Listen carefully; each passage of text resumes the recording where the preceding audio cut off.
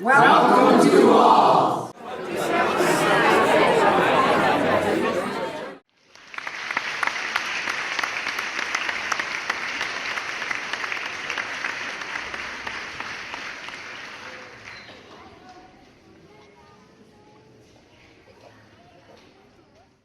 Like I said, I appreciate the opportunity, anytime we can talk to folks and educate them and on what's going on. Sometimes it answers a lot of questions.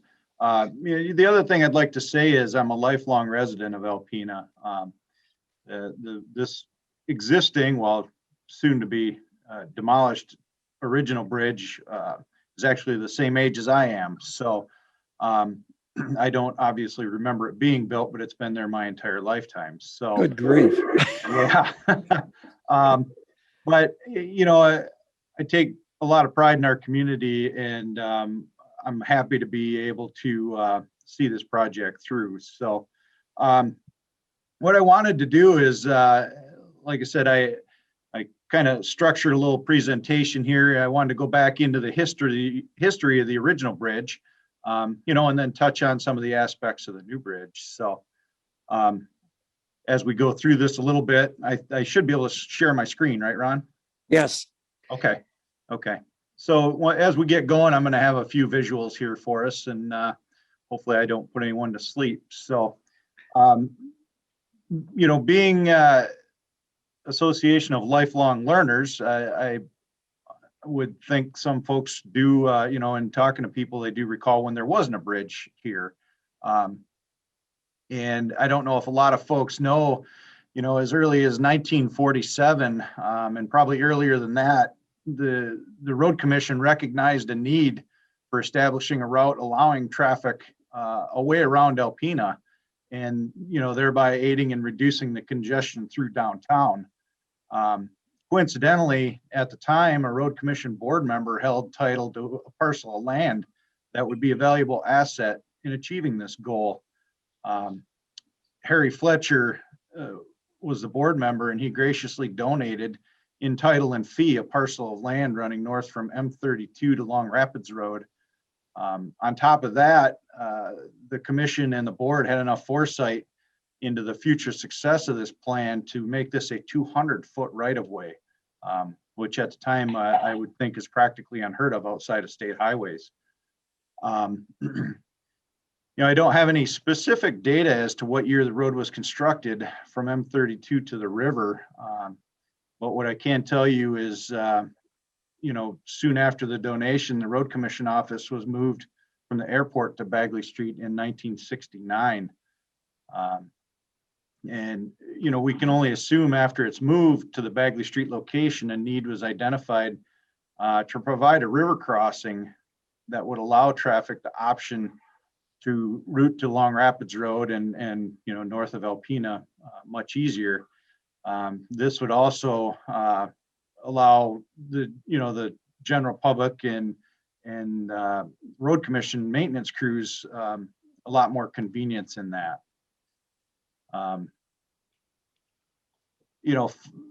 Following what can only have been probably a tremendous amount of work and education, the voters of Alpena approved a countywide road millage, or not road millage, but a countywide millage to help construct a new bridge and roadway connecting M32 to Long Rapids Road. This result ended up being the Harry Fletcher Memorial Bridge. I don't know, let's see here. If anyone has seen this, it's been missing off the bridge for quite some time. This would have been the original bridge plaque. Basically listing the board members, the design engineer and the contractor at the time. This has been in the office across from my office here since I came to work at the Road Commission. So I guess I'm not really sure at what point this bridge, but anyway, I thought I'd share that. So, as it showed on the plaque, design was completed by R.S. Scott Associates, and construction on the bridge began in early in 1976 by Brown Brothers out of Lansing, Michigan. This project was completed in November of 1976. They did, try and share my screen here again.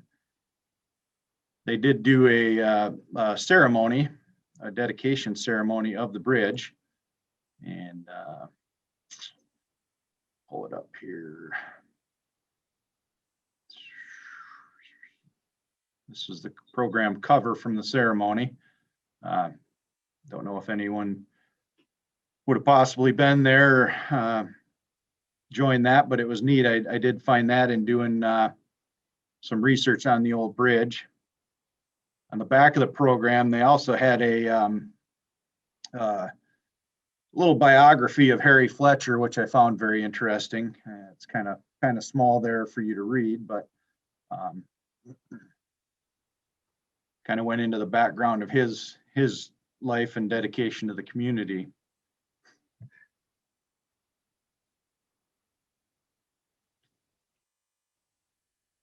So then we go into the actual program itself. This was easy for me to develop some data for this background on the old bridge, which I found very interesting. You know, it was built as a 5-span bridge and 320 feet long. What I found very interesting, the original bridge cost was $392,460. That number is astounding to me compared to what our new rehabilitation cost is. But down here in the bottom, you know, they've got an outline of that funding, and that countywide millage amounted to $450,000. So between that and connecting the road to Long Rapids Road, you know, they saw a total cost of about $770,000. So I found that all very interesting when researching this original bridge. So like it outlined in the program, you know, the 1976 bridge deck rested on 4 piers. Those are supported by steel piles, and that resulted in 5 spans of steel beams, approximately 66 feet per span. While a lot of thought, you know, is given to future plans, it's really hard to predict future use by motorists and pedestrians when planning a brand new highway. And, you know, based on this and no doubt monetary restraints, the 1976 bridge was built with only 2 traffic lanes and a single 5-foot sidewalk, which everyone is familiar with now. So as we move forward into the 21st century, you know, many factors of the bridge's earlier construction began to culminate in the need for giving serious thoughts to its obsolescence. The expansion of Bagley Street in 2002, especially north of the bridge, which gave way to an 8-foot paved shoulder, placed an unexpected spotlight on this already inadequate 5-foot sidewalk on the bridge. With no separation between pedestrians and traffic, you know, traversing this walkway is quite an adventure, especially in the wintertime when it's snow covered. You know, maintenance crews, we do the best to keep the snow off that, but oftentimes it was you know, something we did to fill in time. So, you know, we've identified a need for a safer, more user-friendly bridge, and several discussions during the early 2000s took place to find a way to address this shortcoming. There's a lot of brainstorming that went through, a lot of ideas from existing boards, but ultimately the decision was made to conduct a formal study investigating the feasibility of widening the existing bridge. This study basically concluded there was no practical engineering method to do this safely. So, you know, while there were a lot of ideas of how we could just hang a sidewalk off the side, it just wasn't, it didn't meet engineering design requirements. You know, at the same time this is going on, basically based on the bridge's age, all structures require maintenance, and we started identifying several maintenance issues that were needing to be addressed. You know, so in coordination with this effort, you know, for years we have submitted applications to various funding sources to tackle these maintenance issues. You know, the deck was needing to be addressed. had pin and hanger issues and whatnot. So basically, as time went on, the estimate for repairs continued to increase as deterioration progressed. But so did support for some sort of project to address, widening the bridge. At one point, not too many years ago, we did receive a conditional obligation for a transportation alternatives program grant for non-motorized access. Now that money can be used only for non-motorized facilities, but that was a huge benefit to this. So also at the time, we did receive a MEDC grant, which would go quite a ways towards our project funding. We received both of those grants, obligations just prior to the 2018 call for projects. And ultimately, anytime you can overmatch funding when you're attempting to secure any kind of grant funding, it's looked on favorably. So given these additional sources and financial commitment from the Road Commission, the project was awarded local bridge funding for fiscal year 2021. The total of all the grant amounts at this point awarded afforded us the opportunity to completely rehabilitate the structure in a manner that was going to allow for expansion to meet the current and future needs of the community. So having been awarded that, we were able to submit requests for design proposals with a specific request at the time that they submit engineering opinions regarding a feasibility of a way to maintain traffic during construction. So we did receive 4 design proposals. We ultimately chose the engineering firm AECom out of Grand Rapids. They have a tremendous background in multi-span bridges and these sort of complex projects. AECom's original proposal for design also included a very thorough and concise outline of a way we could work construction staging to allow for 1 lane of traffic at all times during construction. Ultimately, what they intended to do was demolish a portion of the existing bridge, leaving enough to have 1 lane of traffic still able to use that existing bridge while constructing essentially 2/3 of the new bridge outside of that way. Now that ultimately would have required temporary traffic lights north and south of the bridge, but it was an option to keep traffic flowing on Bagley Street. We saw this initial plan as an excellent solution to, one of the biggest questions of how we were going to construct this at a minimal impact to the community.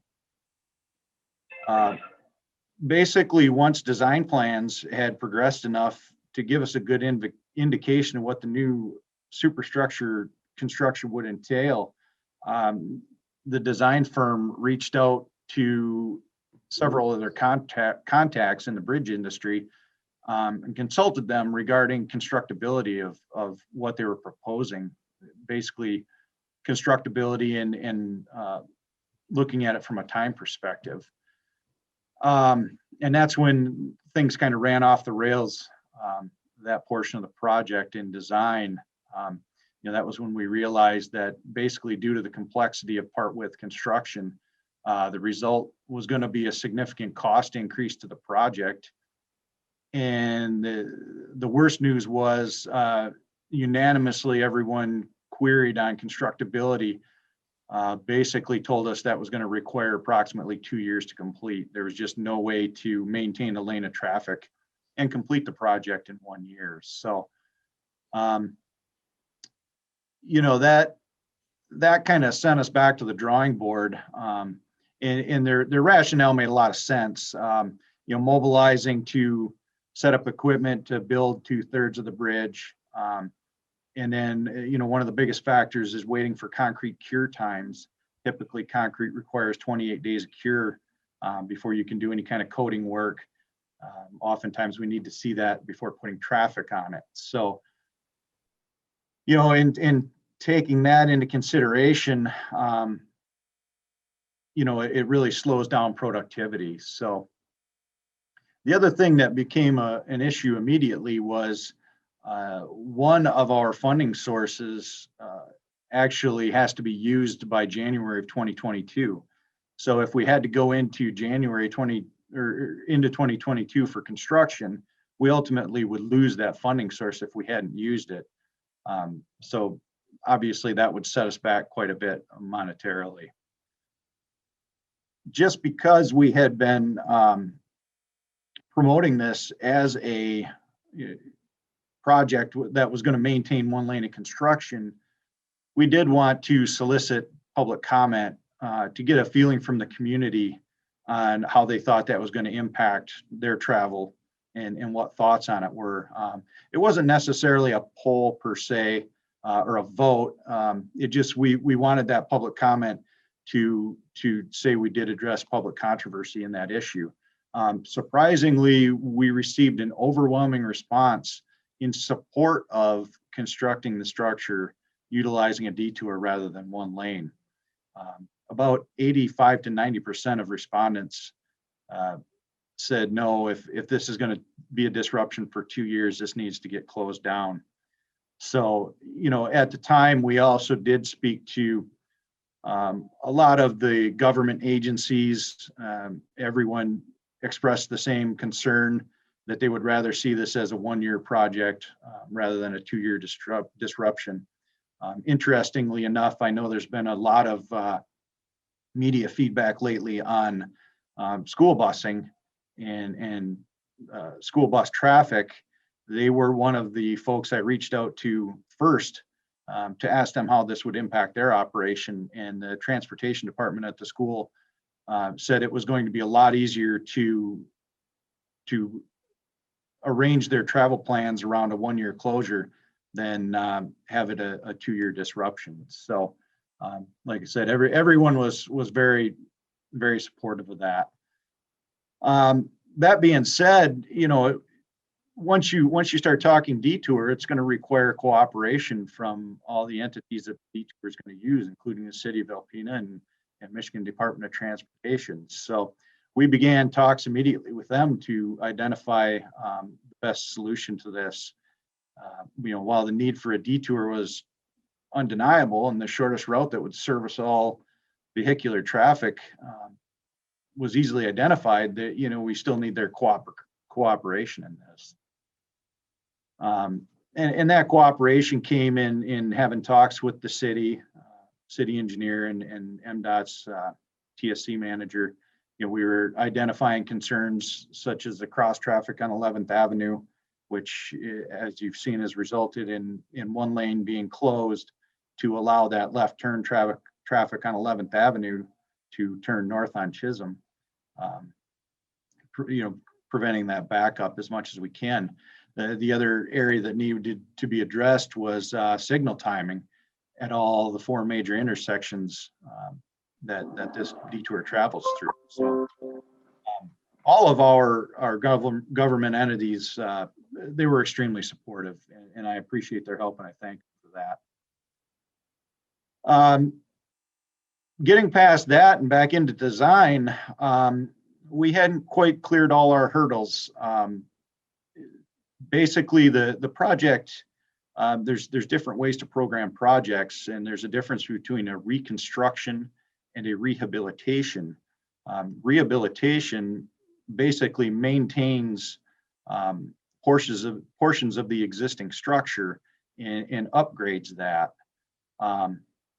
So we did have to make sure we attempt to retain as much of that original bridge as possible, which we thought in the beginning we could possibly use the existing piers and just widen the existing piers. You know, in doing that, we looked at it and found that maintaining the existing piers and widening them, we found a conflict there. This conflict is ultimately a result of each pier having what are called battered piles. And I don't know if anyone would have noticed them ever going under the bridge or over it. The current piers sit on driven pilings. They look like an H. They're driven down into the bedrock under the river. The outer piles on each pier are driven on an angle outward, and that helps provide some lateral stability to those piers. Because of these angle-driven piers, in order to widen or angle-driven piles, in order to widen the existing pier, you can't go next to the next pile and drive one vertically because it would encounter that pier or that pile again. I'm sorry. Basically, because of this, we had to make the decision to construct new piers. So in order to do this, we had to reduce the number of piers from 4 to 3 to avoid conflicting with the old piers. This will result in an increased span length. We're going from a 66-foot span between piers. Now we'll have an 80-foot span for 4 spans instead of 66 for 5. The new beams will be concrete as opposed to existing steel. And it's a typical upgrade we've been doing on our bridges. I got a plan here. I'll share my screen again.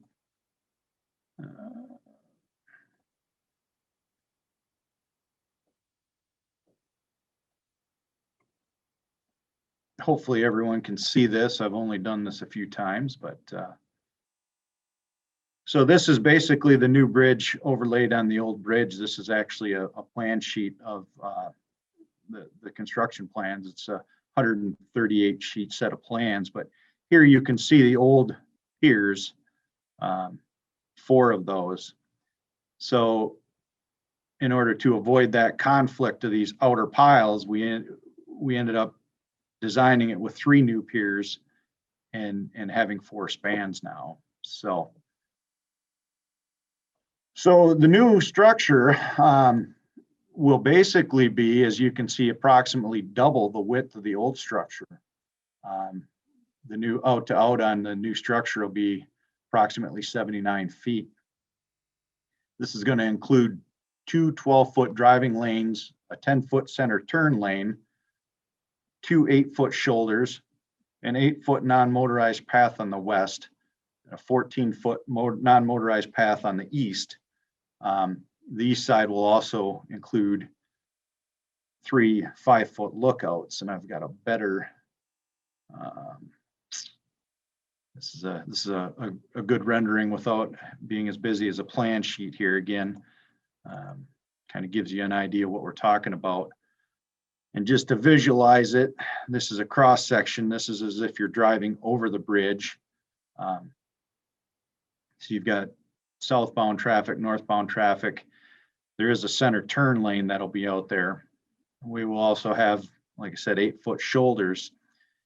These barriers are a crash rated barrier, and that's going to help the safety of pedestrians crossing this bridge tremendously, protecting them from the traffic entirely. Another thing you can see here is we are adding lighting to the bridge, and these outer railings are going to be a decorative steel railing. Excuse me, I did have a artist's rendering. I guess it isn't an artist rendering. It's some pictures of a similar bridge, but you can see the railing here. This is basically what the new outer railing is going to look like, not this inner traffic railing, but this outer 3-tube picket railing. Same thing on the SciTech Park side. We plan to have decorative concrete. There will be a vertical wall there because due to that widening, we were no longer able to slope that roadway down. So it's just a visual of the light poles. We wanted that classic view with the globes, and as you drive around the city of Alpena, you'll see this similar light pole design. We kind of wanted to match that and bring that visual all together. This is just another cross section kind of showing these beams on the abutments in the new piers. Okay. So yeah, bids were solicited through the MDOT local agency bidding process. All told, once we were done with the design plans, the engineer's estimate resulted in a $7.1 million estimate.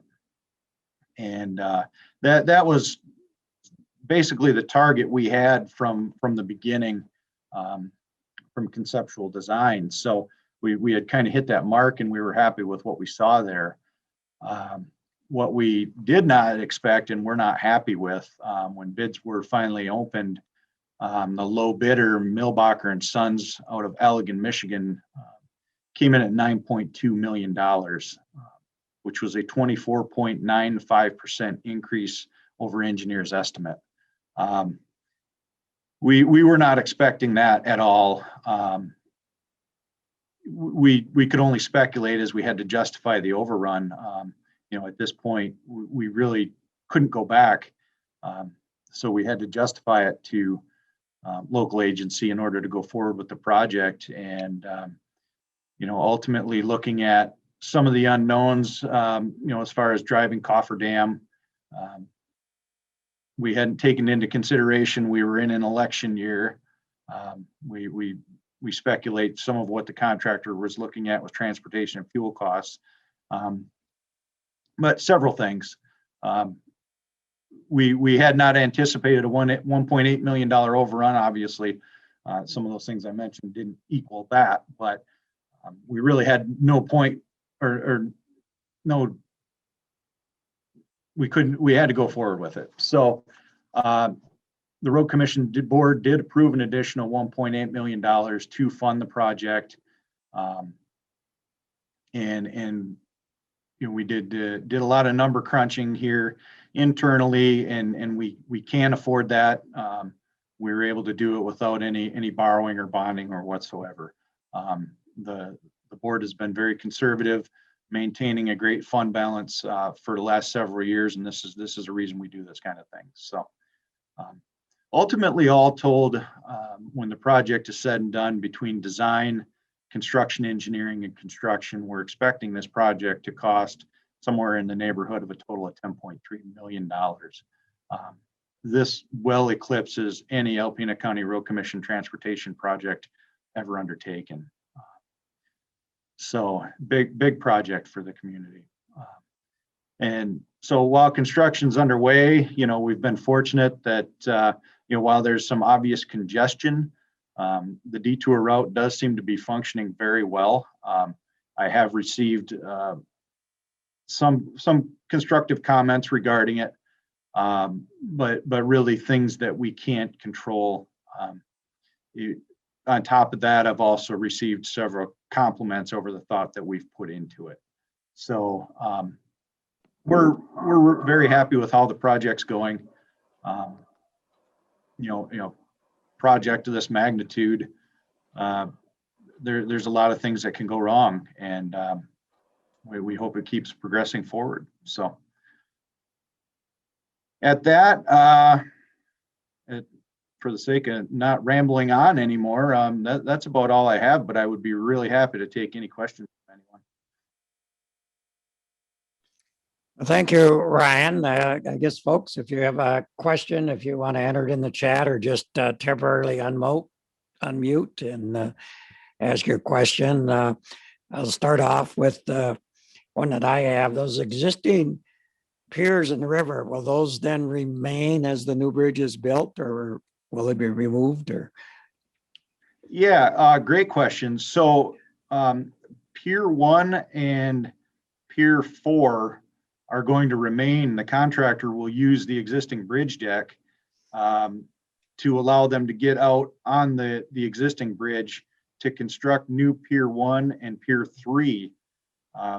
Then once those are constructed, they'll back up, remove Pier 1 and Pier 4, and they'll actually end up having to put a crane out on a barge to build Pier 2. So they'll eventually be removed, but some of them are going to be used so they can get out and reach those new piers.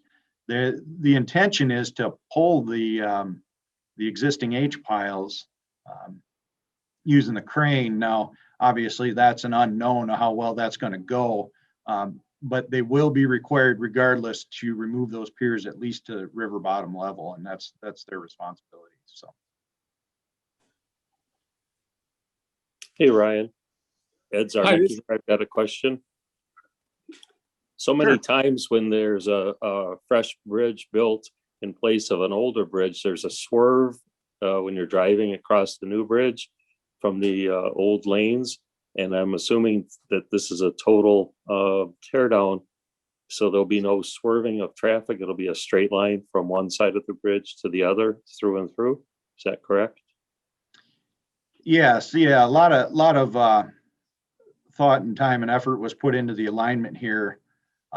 It will be a considerable change from what you see right now, especially that we're extending that left-hand turn lane out across the bridge. But we receive a lot of questions about that. That's one thing I didn't touch on.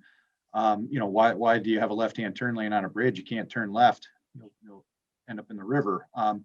But one thing some folks will notice, there is oftentimes a little bit of congestion at Burkholder Drive with the proximity of the credit union driveway. Things get a little tight there. So at that point, we saw a need to extend that lane and get that out at least onto the bridge. And once you do that, there's really no reason not to carry it across the bridge. So the alignment should line up pretty well with both the north and south existing roadways. So. Hi, this is Bob Disher from, I'm sorry. Yep, This go ahead, Bob. Disher from, I'm sorry. Bob Disher from Hillman. First of all, is that information that you showed originally on the construction of the bridge itself, is that in the museum? Great question. I don't know. We have construction documents for several of our bridges and roadways down here in our vault, and that's where I found this information. But I don't know if they have that or not. I would be happy to provide them with at least a copy of that program. And I do have some old photos. I have several copies of the programs and a bunch of 8x10 photos. So it's definitely something that's a great idea to get them some of that material. My next question is, can the residents or myself as a non-resident of Alpena watch the construction of that from the little park? SciTech Park is still open. That was something we were adamant we had to maintain access to. So you are certainly welcome to do that. There will be some times that we're going to ask residents to stay back away from that. One thing that a lot of folks don't know, given that 200-foot right-of-way, the western part of the park, basically where the parking area is all in the existing right-of-way. That existing right-of-way actually just about gets up to the fishing platform. So, My next question, Go ahead. is, I'm sorry, Hillman Bridge was reconstructed, okay, and they used the concrete spanners, to span the bridge itself.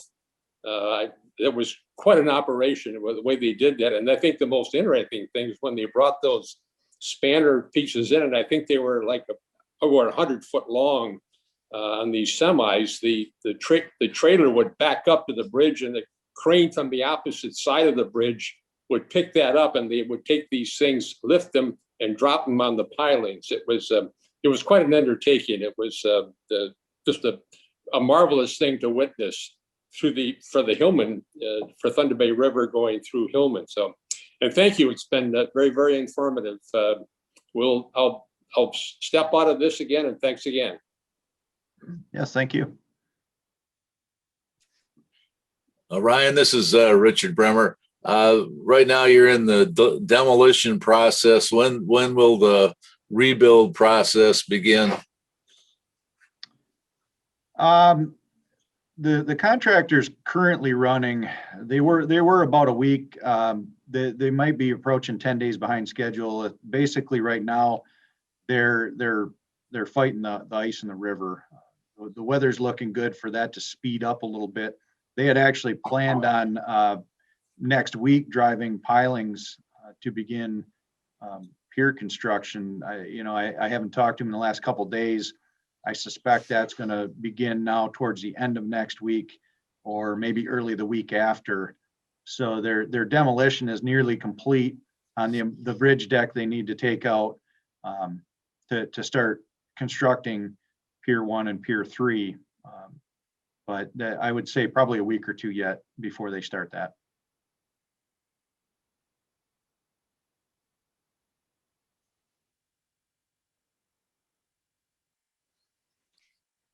Any other questions?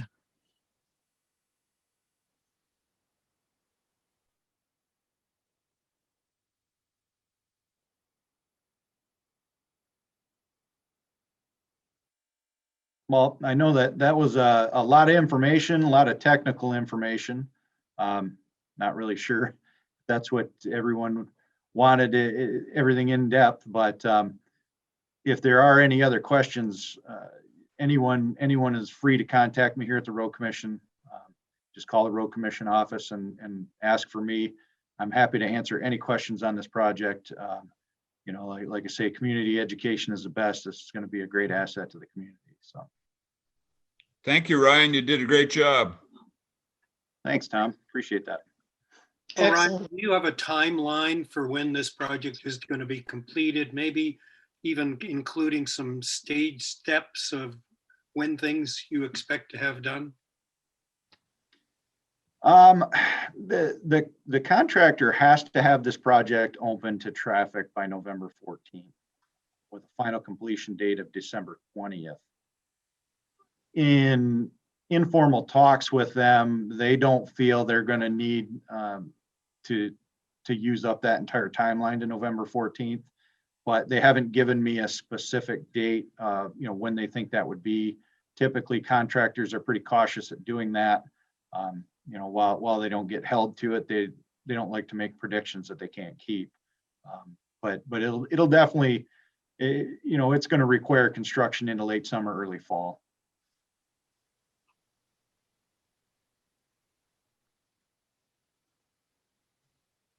Tom Hilberg again, Ryan. I've was in the construction industry a long time ago, but Milbacher was always a highly respected firm, and I'm glad that you got somebody like that doing the work. Yeah, we are too. We were happy to see that, and the Hillman Bridge was actually brought up, and Milbacher is the contractor that constructed that. We have not personally worked with Milbacher and Sons, but I've heard that same comment from several other individuals that they're very well respected, and they take their projects seriously. So. Will you have some progress photos available on your website perhaps as we go along? Yeah, we're gonna attempt to kind of update that as we can as we go along. See what we can do the best to keep the community, educated on how things are going.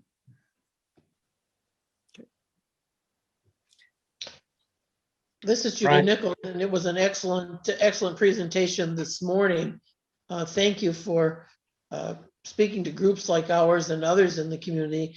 And thank you for shutting down the complete project, the complete travel system for the period of time it takes to do this one-time bridge repair. That's the best way to do it, I think.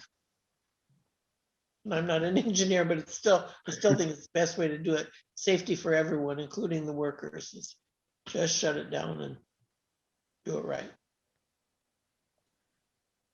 Those are Absolutely. good points, Judy. And my experience, you also get a lot better job if you can do it this way. So Yes. you don't have any construction joints, and there's just a lot of advantages to doing it this particular way.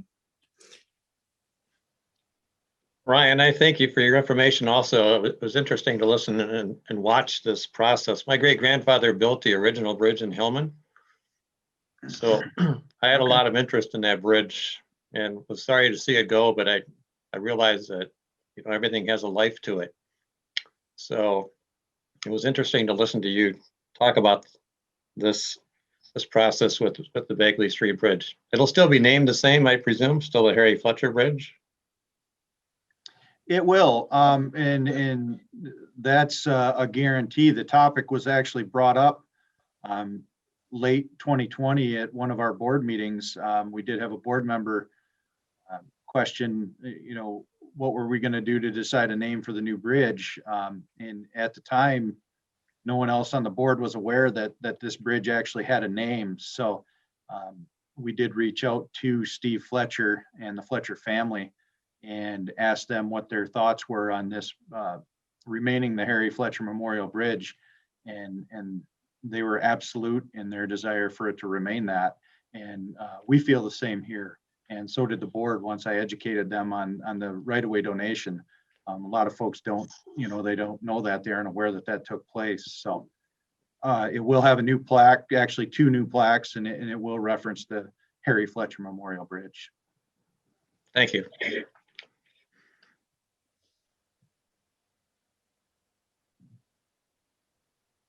Okay, well, thank you, folks, and thank you, Ryan. Good presentation, and we'll call it a wrap. Thank you. Well, thanks for everybody's time and letting me do this. Thanks, Ryan. All right, bye, guys. Great job.